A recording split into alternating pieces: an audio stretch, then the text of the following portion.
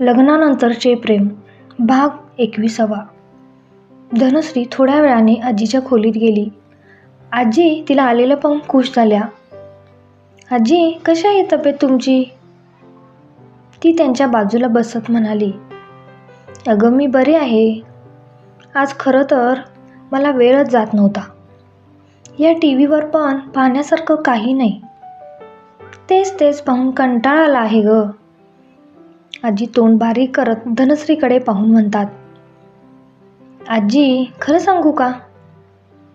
तुम्ही खोलीतून अजिबात बाहेर पडत नाही ना, त्यामुळे तुम्हाला असं वाटतंय.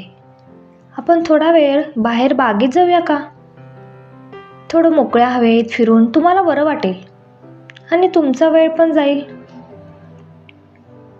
तुमचे जरा पाय पण मोकळे होतील आणि चालत चालत आपल्या गप्पा पण होतील. छान आयडिया आहे ना? धनश्री आजींना उत्साहात म्हणाली. अगं, पण मला एवढं चालणं जमेल का? आजी म्हणाल्या. अहो आजी, जमेल तुम्हाला, आणि मी आहे ना. तुम्हाला थकायला झालं की आपण बसून गप्पा मारू. बरं, चल मग, आजी म्हणाल्या. धनश्री आजीच्या हाताला धरून त्यांना हळूहळू चालत बाहेर घेऊन निघाली होती. वैशाली, आत्या सर्वजण आपापल्या खोलीत आराम करत होते. धनश्री आणि आजी बागेत गप्पा मारत फेरफटका मारत होत्या. आजीला आता बाहेर मोकळ्या हवेत बरं वाटत होतं. अगं, मला ना तुझं नावच नीट घेता येत नाही बघ. काय म्हटला परवा सोमू? धना? हां, धनश्री. आजी धनश्रीच अडखळत नाव घेत म्हणाल्या. आजी, मला ना तुम्ही धनू म्हणा. म्हणा बघू धनू. ती लहान मुलाप्रमाणे आजीला समजवत होती. हां, हे येईल धनू, आजी हसत म्हणाल्या. अगं, परवा सोमू माझ्या खोलीत येऊन माझ्याशी गप्पा मारत होता. तो तुझं खूप कौतुक करत होता. आजी सुमितबद्दल खूपच कौतुकाने बोलत होत्या. अगं धनू, तुला एक सांगू का? आजी धनश्रीकडे पाहत म्हणाल्या. अहो, बोला ना आजी, धनश्री उत्सुकतेने म्हणाली. माझा सोमू खूप हळव्या मनाचा आहे ग. त्याचं मन जप पोरी. आजी पण हळव्या होत म्हणाल्या. धनश्री मात्र त्यांच्या तोंडाकडे पाहत राहिली. अगं, तू आईबाबांना भेटायला गेली होतीस. सर्व बरे आहेत ना? आजीने विषय बदलत धनश्रीला विचारलं. हो आजी, सर्वजण बरे आहेत, धनश्री म्हणाली. दोघी पण बराच वेळ इकडच्या तिकडच्या गप्पा मारत बागेत फिरत होत्या. आजी, तुम्ही थकला आहे का? चला आपण तिथे बसूया थोडा वेळ, धनश्री म्हणाली. त्यानंतर दोघी पण थोडा वेळ गवताच्या लॉनवर गप्पा मारत बसल्या. धनू, आज मला खूप बरं वाटलं बघ बाहेर फिरून. पण आता तुला मला असं रोज बाहेर घेऊन यावं लागेल, आजी धनश्रीकडे पाहत म्हणाल्या. बघा आजी, मी म्हणाले होते ना, तुम्हाला बाहेर फिरून बरं वाटेल, ती खुश होऊन म्हणाली. आजी पण मान डोलवत हसून हो म्हणाल्या. उद्यापासून रोज तासभर मी तुम्हाला बाहेर घेऊन येईन, ती आनंदाने म्हणाली. त्यानंतर धनश्री आजींना त्यांच्या रूममध्ये घेऊन गेली. तेवढ्यात सुनीता पण त्या दोघींसाठी चहा घेऊन आली. दोघींनी गप्पा मारत चहा घेतला. धनश्री आजींना आराम करा म्हणून सांगून तिच्या रूममध्ये गेली. आजींना पण बाहेर मोकळ्या हवेत फिरल्यामुळे आता बरं वाटत होतं आणि धनश्रीला पण आजीसोबत गप्पा मारून बरं वाटलं. थोडा वेळ धनश्री पण रूममध्ये जाऊन आराम करत होती. इकडे सुमितने प्रेझेंटेशन उत्तमरित्या सादर केलं होतं आणि डील पण फायनल झाली होती. या आनंदात संपूर्ण ऑफिस स्टाफला संजयराव पार्टी देणार होते. म्हणजे ऑफिसमध्ये आज पार्टी होती. संजयरावांनी वैशालींना फोन करून घरी यायला लेट होईल म्हणून सांगितलं होतं. त्या किचनमध्ये जाऊन सुनीताला जेवण नेहमीपेक्षा कमी बनव म्हणून सांगून आल्या. धनश्रीला पण सांगायला हवं, सुमितला यायला उशीर लागेल म्हणून त्या धनश्रीला आवाज देत दरवाजावर नॉक करत होत्या. धनश्रीने हातातलं बुक बाजूला ठेवून दरवाजा उघडला. या नाही बसा. अगं धनश्री, तुझ्या नवऱ्याने आज खूप मोठी डील फायनल केली आहे. सुमित कौतुकाने धनश्रीला म्हणाला.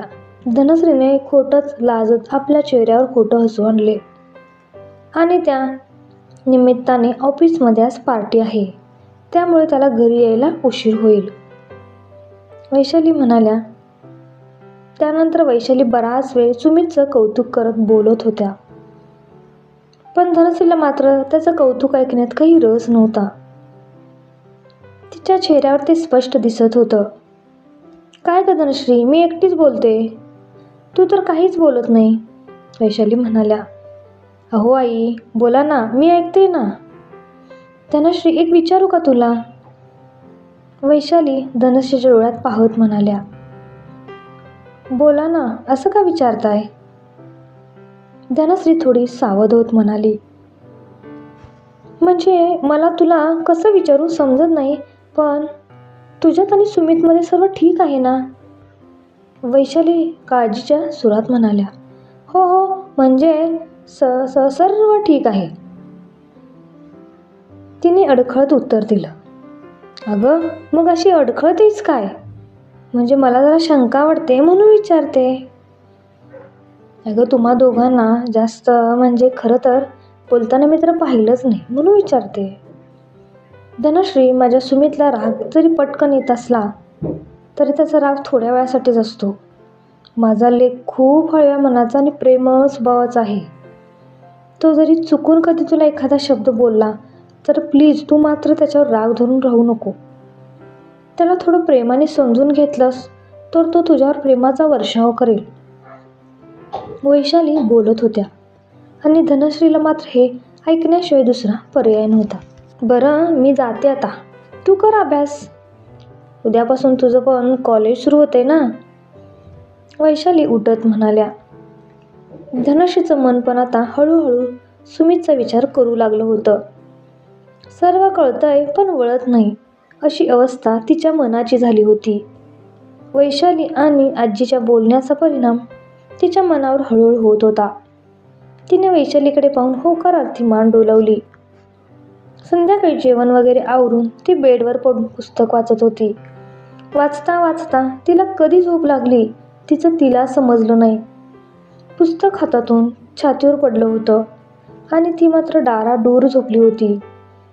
इकडे डील फायनल झाल्याच्या आनंदात संजय रावांनी बऱ्याच दिवसातून आज ड्रिंक थोडं जास्तच घेतलं होतं. तसं तर आज सर्वांनीच ड्रिंक केलं होतं. सुमित कधी ड्रिंक वगैरे करत नव्हता, पण आनंदाच्या भरात बाबा ड्रिंक घेणार हे त्याला माहीत होतं, म्हणूनच तो मनात नसताना पण पार्टी संपेपर्यंत थांबला होता. हळूहळू सर्वजण आता निघायच्या तयारीत होते. दोन्ही गाड्यांचे ड्रायव्हर पण त्यांच्या वेळेला निघून गेले होते. संजय राव सुमित जवळ त्याला म्हणाले.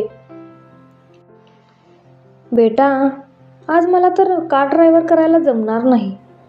ड्रायव्हर पण मगाशी मला विचारून घरी गेला. सर, आज दोघे एकत्र घरी जाऊया. सुमितला पण घरी जायची घाईच झाली होती. त्याला का एवढी घरी जायची ओढ लागली होती हे मात्र त्याला समजत नव्हतं. त्यानंतर सुमित अक्षय दादाला आणि रोहितला बाय करून संजयरावांना घेऊन घरी निघाला होता. आज संजयराव खूपच खुश होते. ते गाडीत बसत सुमितला म्हणाले, I am proud of you my son. आज तुझ्यामुळे एवढं मोठं डील पहिल्यांदा आपल्या कंपनीने फायनल केलं आहे. सुमितने त्याच्याकडे पाहून स्माईल दिली. संजयरावांची आज जरा जास्तच बडबड चालू होती. सुमितला माहीत होतं की बाबांनी ड्रिंक घेतल्यावर त्यांचं असंच होतं. थोड्या वेळात दोघे पण घरी पोचले. वैशाली त्या दोघांची वाट पाहत सोफ्यावर पुस्तक वाचत बसल्या होत्या. गाडीचा आवाज ऐकल्याबरोबर त्याने पटकन उठून दरवाजा उघडला. सुमित आणि त्याचं बाबांचं त्यांनी हसून स्वागत केलं. मॉम, तू अजून जागीच आहेस? अगं कशाला जागरण करत बसली आहेस, झोपायचंच ना. अरे तिला झोपून कसं चालेल, मग तिच्या मुलाचं कौतुक कोण करणार, संजयराव वैशालीची मस्करी करत म्हणाले. हो मग, माझा मुलगा आहेच तेवढा हुशार, वैशाली अभिमानाने म्हणाल्या, बरं आई बाबा, गुड नाईट. झोपा आता, मी पण जाऊन झोपतो. म्हणत सुमित भरभर जिना चढून वर गेला. खरंच वैशाली, आपल्या मुलाने आज खूप मोठं काम केलं आहे. खरं तर आपला सुमित खूप मेहनतीने हुशार आहे. संजय राव त्याचं कौतुक करत म्हणाले. अहो, तो तुमचा मुलगा आहे म्हटल्यावर हुशार असणारच ना. वैशाली संजय रावांच्या बोलण्याला दुजोरा देत म्हणाल्या. दोघे पण हसत आपल्या रूममध्ये झोपायला गेले. इकडे धनश्री रूमचा दरवाजा नुसताच पुढे लोटून झोपली होती. खरं तर थोडा वेळ पुस्तक वाचून नंतर ती आपला बिछाना जमिनीवर घालून त्यावर झोपणार होती. पण बुक वाचता वाचता तिचा डोळा लागला आणि ती आहे तिथेच बेडवर झोपून गेली होती. सुमित मात्र एकटक झोपलेल्या तिच्याकडे पाहत होता. हळूच तिच्या हातातून बुक काढण्याचा प्रयत्न करत असतो. एवढ्यात त्याची नजर तिच्या निरागस चेहऱ्यावर पडते. ही मांजर झोपल्यावर किती निरागस दिसते, पण जागेपणी नुसता गुरगुरत असते. तो तिच्या हातून पुस्तक काढत काढत तिच्याकडे पाहत होता. तो बराच वेळ तसाच उभा राहून तिचा चेहरा निहाळत होता. आज तो पहिल्यांदाच तिला एवढ्या जवळून पाहत होता. तो एकटक तिच्याकडे पाहत राहिला होता. I love you so much Dhanashree. त्याच्याही नकळत त्याच्या तोंडातून वाक्य बाहेर पडलं. अरे, मी हे काय बोलून गेलो? खरंच मी धनश्रीवर प्रेम करायला लागलो आहे का? तो स्वतःलाच प्रश्न विचारत होता. खरंच मी धनश्रीवर प्रेम करतोय का? तो आरशासमोर उभा राहून स्वतःशीच हातवारे करत बोलत होता. I am in love. तो स्वतःशीच आनंदाच्या भरात आरशासमोर उभा राहून गाणं म्हणत होता. एवढ्यात त्याची नजर घड्याळावर पडली. रात्रीचा 1 वाजून गेला होता. त्यानं बराच वेळ स्वतःच्या मनाशीच बोलत आनंद साजरा केला. चला आता झोपायला हवं म्हणत तो बेडकडे वळला. पण धनश्रीला बेडवर झोपलेलं पाहून त्याची पावलं अडखळली. शेवटी त्यानं जमिनीवर बिछाना घालून झोपायची तयारी केली. तो झोपण्याचा प्रयत्न तर करत होता, पण त्याची काही केल्या झोप लागत नव्हती. त्याच्या मनाला धनश्रीवरच्या प्रेमाची जाणीव झाली होती. त्यामुळे त्याच्या मनातून तिचे विचार जातच नव्हते. धनश्रीची स्वप्न पाहत बऱ्याच वेळाने त्याला झोप लागली. आज प्रिया नेहमीपेक्षा लवकर उठली होती. आज तिचा कॉलेजचा पहिला दिवस होता. त्यामुळे तिने लवकर उठून आपलं आवरलं होतं. तिने कालच तिची स्कूटी पण चालू आहे की नाही हे एक राईड मारून पाहिली होती. येलो कलरचा टॉप आणि त्यावर ब्लू जीन्स, डोळ्यावर गॉगल, हलकासा मेकअप, ओठावर हलकीशी लिपस्टिक लावून प्रिया कॉलेजला जायला तयार झाली होती. धनश्रीने पण लवकर उठून आपलं आवरलं होतं. सुमित मात्र अजून झोपला होता, कारण तो रात्रभर झोपलाच कुठे होता. आता कुठे पहाटे त्याचा डोळा लागला होता. त्यानं आजची पूर्ण रात्र तर धनश्रीची उघड्या डोळ्याने स्वप्न पाहतच घालवली होती. इकडे प्रिया आणि धनश्री कॉलेजला जायला आपलं आवरून तयार होत्या. प्रिया तर तिची स्कूटी घेऊन कॉलेजला जाणार होती. धनश्रीला मात्र आता कॉलेजला कशाने जायचं याचं टेन्शन आलं होतं. प्रियासोबत तर ती जाऊ शकत नव्हती, कारण प्रियाचं कॉलेज आणि तिचं कॉलेज दोन्ही एकमेकांच्या विरुद्ध दिशेला होते. आणि बसने कॉलेजला गेलेलं आईबाबांना चालेल का? मी माझी स्कूटी आणली असती तर बरं झालं असतं, पण बाबांना हे आवडलं नसतं. आता कशाने कॉलेजला जायचं याचाच ती विचार करतच होती की एवढ्या संजयवर आपलं आवरून खाली आले. धनश्रीने आणि प्रियाने त्यांना गुड मॉर्निंग विश केलं. गुड मॉर्निंग बेटा म्हणत संजयराव नाश्ता करायला बसले. तेवढ्यात वैशाली त्यांचा साठी नाश्ता घेऊन आल्या. आजपासून तुमच्या दोघींचं कॉलेज सुरू होतंय ना? संजयराव त्या दोघींना विचारत म्हणाले.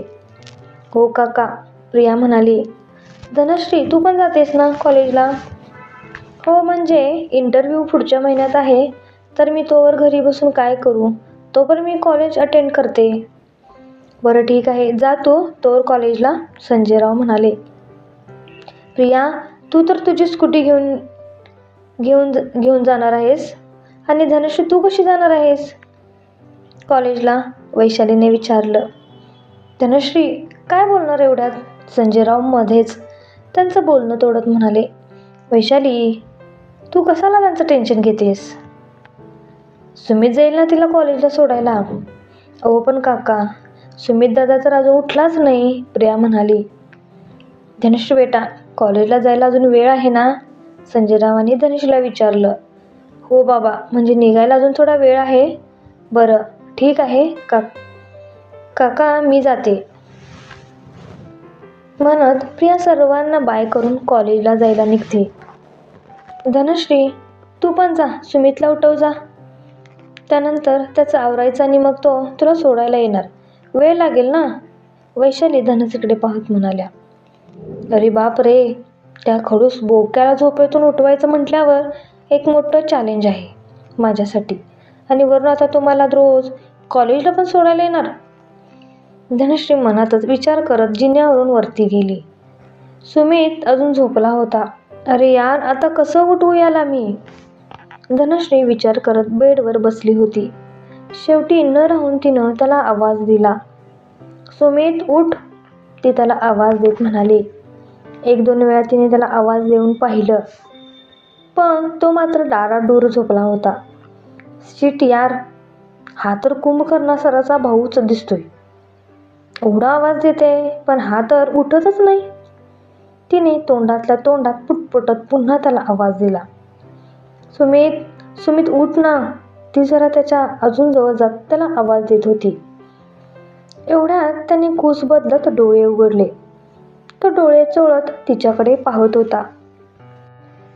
तिला पाहताक्षणी त्याच्या चेहऱ्यावर आनंद पसरला, कारण त्याने तिच्यासाठी आणलेला ड्रेस घातला होता आणि तिच्यावर तो ड्रेस खूपच खुलून दिसत होता. व्हाईट मरून कलर कॉम्बिनेशनचा चुडीदार, त्यावर शोभेल अशी ओढणी, हलकासा मेकअप केला होता. ओठावर लाईट पिंक कलरची लिपस्टिक आणि दोन्ही भुवयांच्या मधोमध छोटीशी सोनेरी टिकली. मध्येच चेहऱ्यावर केसांची बट येऊन तिच्या त्या काळ्या भोर टपोऱ्या डोळ्यांशी खेळत असल्याचा भास होत होता. त्या टपोऱ्या डोळ्यात सुमित स्वतःला हरवून गेला. अरे यार, ही आसल खूपच सुंदर दिसते. असंच तिला पाहत राहावंसं वाटतंय. वेळ इथेच थांबावी आणि मी तिला असंच पाहत राहावं. तो तिच्याकडे पाहत मनातच विचार करत होता.